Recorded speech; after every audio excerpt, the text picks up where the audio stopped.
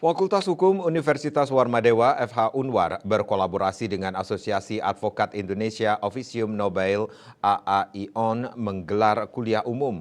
Kuliah umum mengusung tema peran dan fungsi advokat dalam penegakan hukum di Indonesia.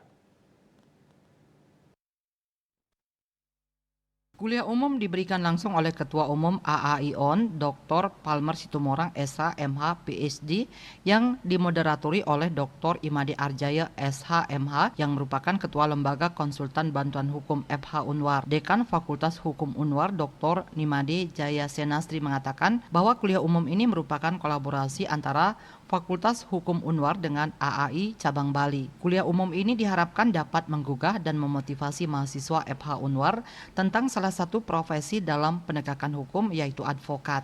Nah, harapan kami melalui kuliah umum ini akan menggugah, memberikan motivasi kepada mahasiswa tentang salah satu profesi dalam penegakan hukum yang penting itu adalah advokat di samping praktisi lainnya.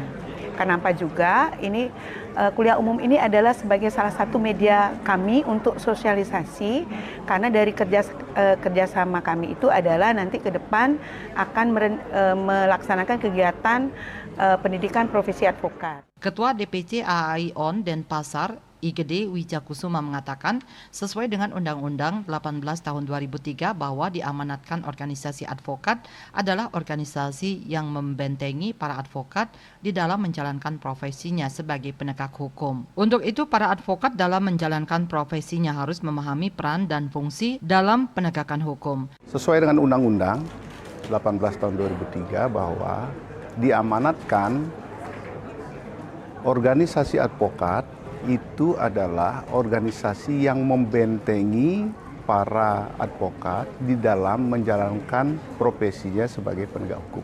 Ketua Umum AAION Dr. Palmer Situmorang mengatakan penting untuk memanage individu calon sarjana hukum untuk menggeluti profesi-profesi spektakuler yang sekarang ini ada di Indonesia, salah satunya profesi advokat.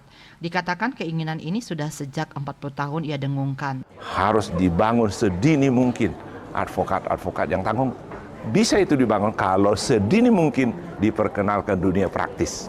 Nah, karena itu mahasiswa-mahasiswa ini jangan nanti mengenal dunia praktisi dan segala hiruk pikuknya dan kemewahannya setelah mereka lulus.